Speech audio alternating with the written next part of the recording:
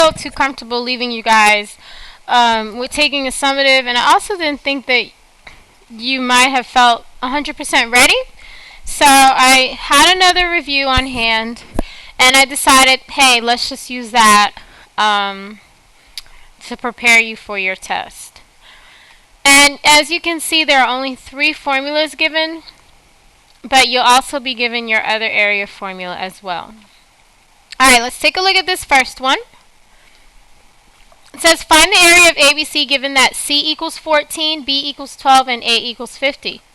Draw the triangle. Remember I told you if you wind up getting SAS, that's usually law of cosines, but if you get SAS in an area question, you can use the AB sine C formula. So we have 50, B is 12, and C is 14. So we have SAS. We can use this formula, and we don't have to do any law of sines or law of cosines or anything to find that last side. So you have K equals 1/2. We'll call this BC sine A. It's the same formula as this, just changing around the letters. So B is 12, C is 14, and it's times the sine of 50. So your value for K will be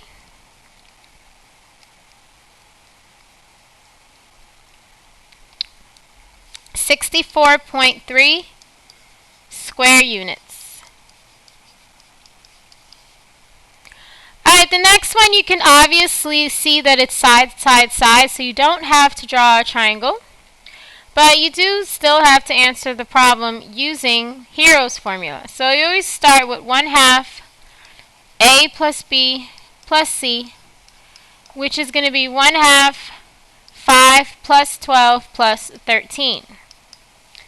And that will give you 15.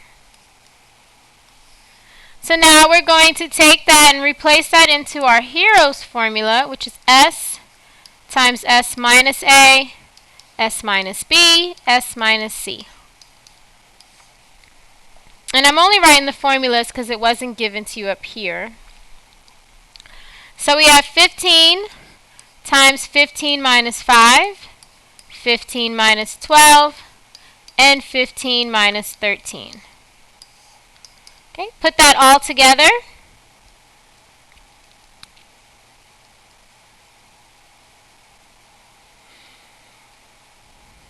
And you wind up getting 30 square units.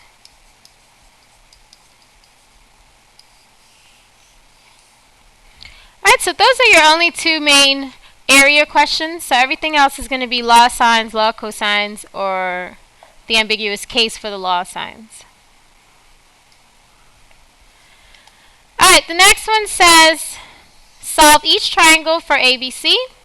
So we have to draw the triangle first. And I like to put A, B, and C in different places. So A is 30, little a is 135, and little b is 160. Meaning that we have just created a donkey problem. So once it's a donkey problem, automatically make your chart.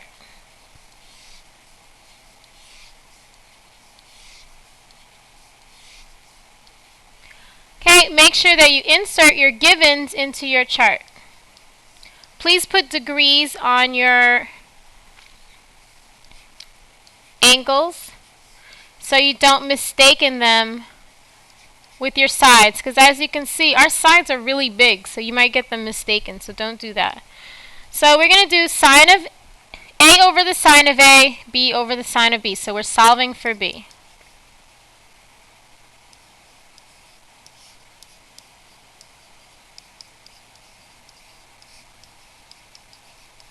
So always show the setup and then show the cross multiplying on the next line.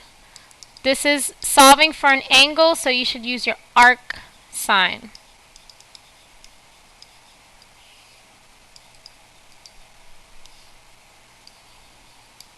and then come up with your answer.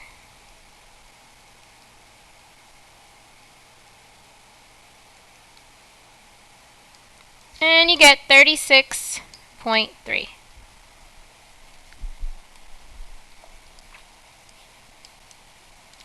Always find the supplement of b, or whatever you're solving for. So the supplement would be 180 minus 36.3. And that's 143.7. Alright, now to find the last angle, you just add these two and subtract them from 180.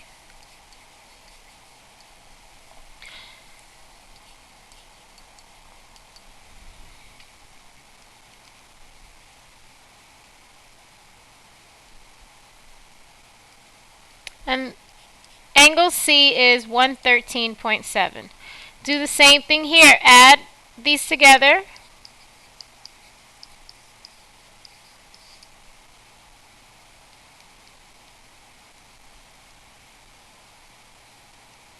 And subtract them from 180.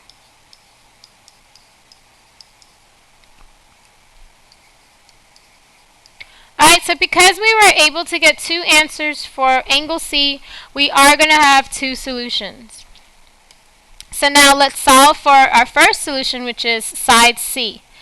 So it'll be C over the sine of C, which is 113.7, equals our given, which was 135 over the sine of 30. Cross multiply.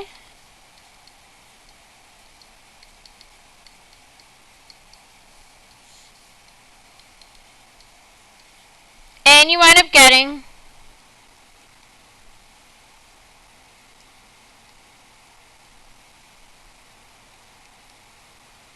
247.2. Okay, no degrees, even though it's really big.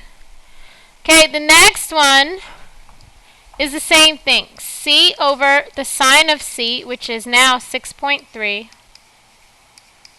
And then 135 over the sine of 30. Cross multiply to show your work.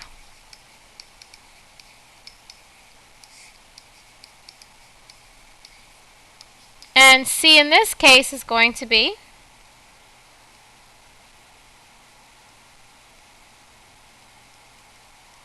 29.6. So now we have an answer in every single part of the chart, and we are done. Okay, a lot of work for ambiguous case, but once you get it, hopefully it helps you get through everything.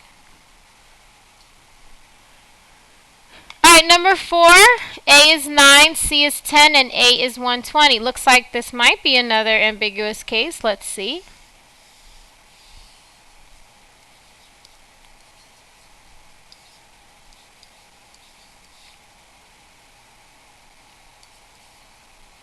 Nope, it's SAS, side angle side. So because it's side angle side, we are going to use the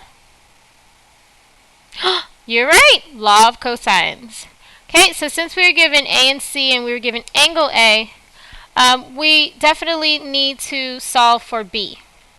Okay, so we're going to have B squared equals A squared plus C squared minus 2AC times the cosine of B. Okay, well we can't solve it that way because we weren't given the cosine of B, so we have to use the other formula in which we're given the cosine of A. So we're going to have A squared equals B squared plus C squared minus 2BC times the cosine of A, because we were given that. So we're going to be doing some subtracting here. So A is 9, so that's 9 squared, plus B squared plus C squared, which is 10 squared, minus 2 times B times 10 times the cosine of 120. Woo! This is going to be a fun one to do. Ha! Alright, so now we work it out. It says 81 equals b squared plus 100 minus 20b times the cosine of 120.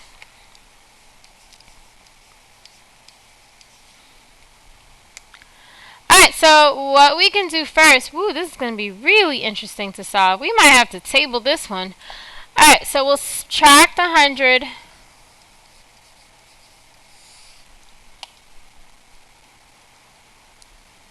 and that's negative 19 equals b squared minus 20b times the cosine of 120. Okay, so what we could do is actually get the cosine of 120 and apply it to the 20.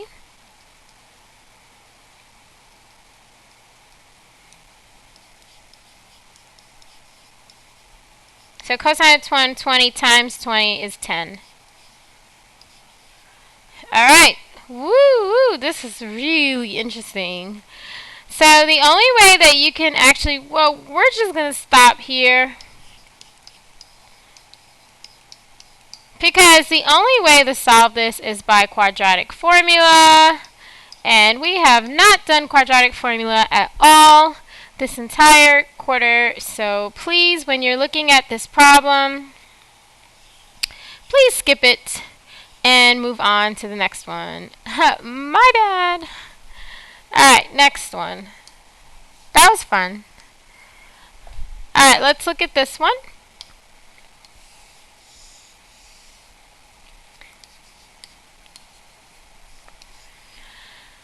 Alright, A equals 10, C equals 8, and B equals 100.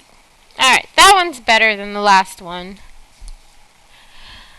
Alright, so we can definitely do the law of cosines, because this is again SAS, but we can actually solve for B this time.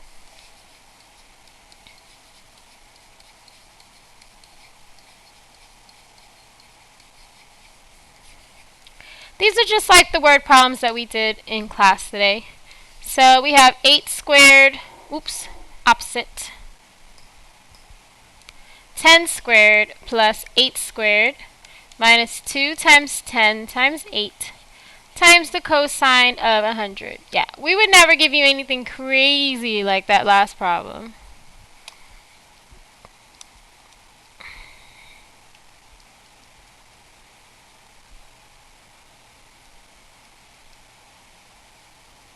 Okay, that gives you 191.7837084. Take the square root, and you wind up getting 13.8. So now we have a value for B, and we're going to do the law of sines so that we can get the other angles. So we'll do 13.8 divided by the sine of 100, and let's solve for A.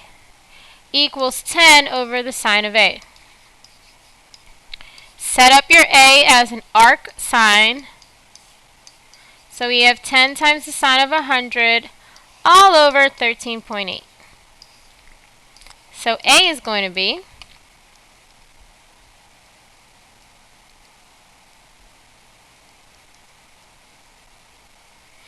45.5 degrees.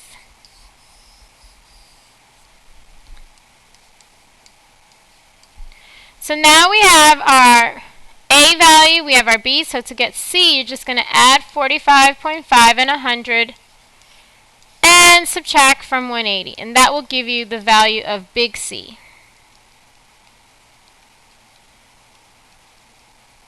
Which is 34.5 degrees. Okay, so now we have all the parts that we need.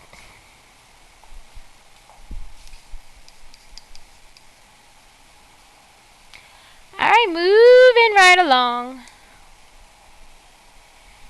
Alright, we have all three sides here, so every time we are given all three sides, that is the law of cosines. And that's the extra Parisa problem I did on the last video. So it really doesn't matter how you set up your law of cosines because you're just going to be plugging things in. And we're solving for the cosine of A. So A is 20, B is 12, C is 28,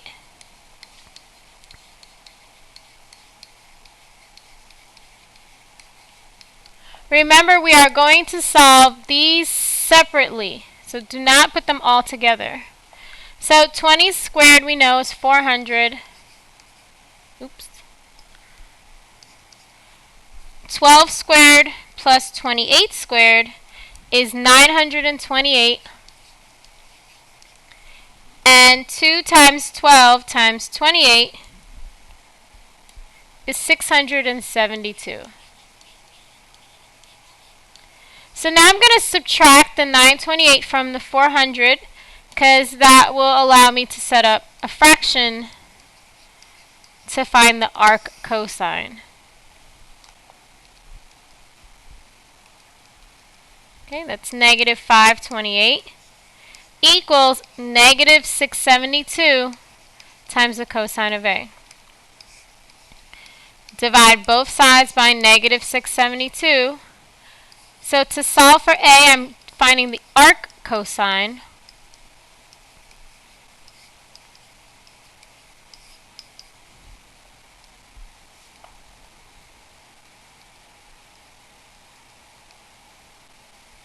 And that's equal to 38.2 degrees. Okay, so that's A. So now I can use that to do my law of sines. So my law of sines would be 20 over the sine of 38.2 equals, okay, let's solve for B next. 12 over the sine of B. Okay, I just like to go in alphabetical order. Alright, so the first thing we do is show that we're doing the arc sine, and then we're going to cross multiply and divide by 20.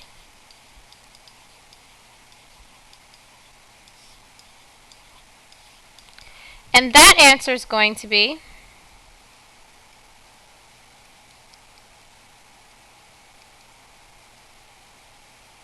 21.8.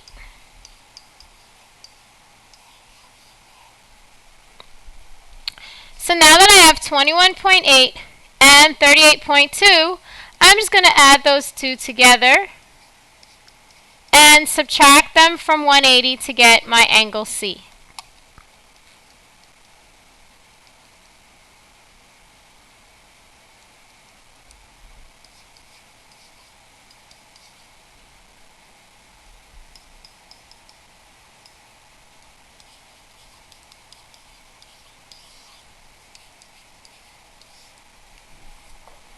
Alright. Alright, last two problems are word problems. And luckily you have the picture drawn. The picture will not be drawn for you on your test. So hopefully you can read it and set it up. Juan wants to find the distance between 2 points B, C on opposite sides of a building. He locates a point B that is 40 feet from point A and 49 feet from C, as illustrated in the figure. If angle A is 53 degrees, find distance BC. So he wants to find the distance between points B and C, which are on opposite sides of a building. So here's the building. So the opposite sides of the building are B and C. He locates a point B that is 40 feet from A. So here's A. So B is 40 feet from A.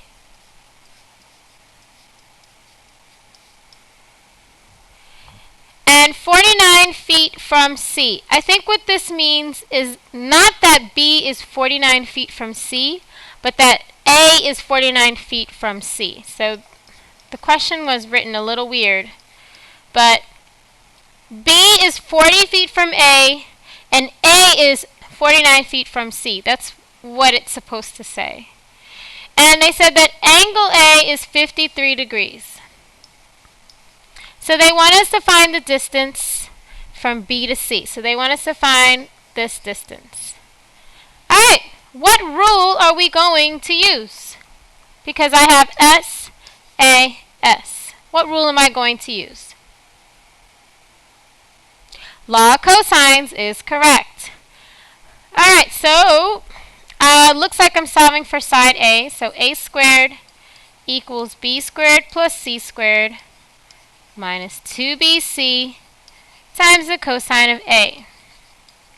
A squared equals 49 squared plus 40 squared minus 2 times 49 times 40.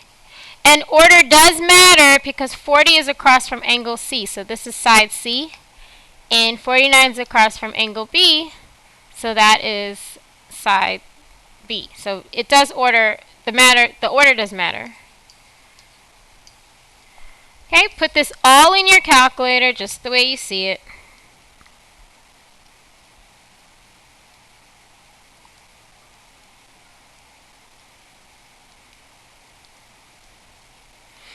And you get 1,641.885109. Take the square root, and you wind up getting 40.5. And we have to make sure that we stay in line with the same units, so it's 40.5 feet. Alright, so the most important thing is, how do I set up my triangle? After I set it up, what rule do I have, and how do I apply it to get the answer? Alright, one more.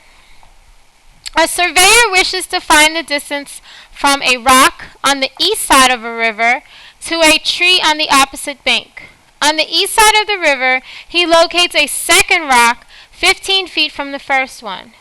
From each rock, he measures the angle between the line connecting the two rocks and the tree. The angle from the first rock is 38 degrees, and the angle from the second rock is 63 degrees. Find the desired distance. Alright, let's read this again so I can fill it in. And luckily, you see they draw the picture for you. A surveyor wishes to find the distance from a rock on the east side of the river to a tree on the opposite bank.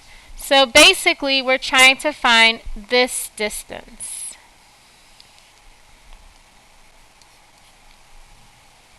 On the east side of the river, he locates a second rock 15 feet from the first one. So here's our second rock. Here's our first rock. They are 15 feet apart.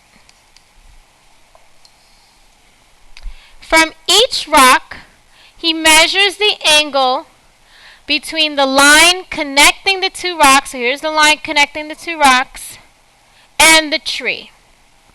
The angle from the first rock is 38 degrees. So here's the line, and here's the tree. So from first rock is this angle here is 38 degrees. The angle from the second rock, so here we have the rock, the tree, and the line, they make another angle, and that angle is 63 degrees.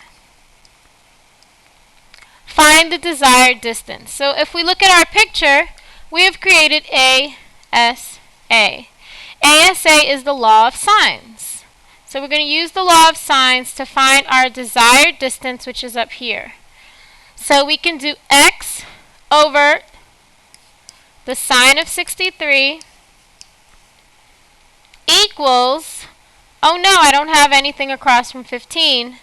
So I'm just going to add these two together.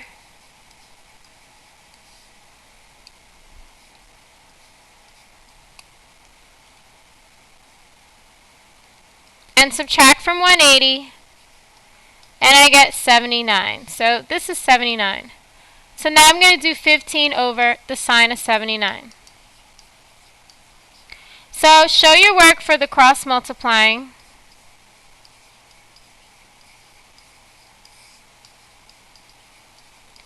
And we will now get the desired distance.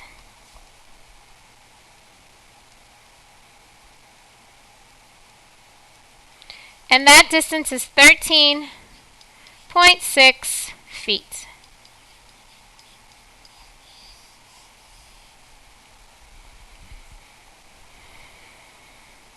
Alright, that ends your review. So good luck. I just wanted to give you one more thing, and these are some pages that you can look at. Go to YouTube, since you'll already be on there for my video, and look at something called TeacherTube.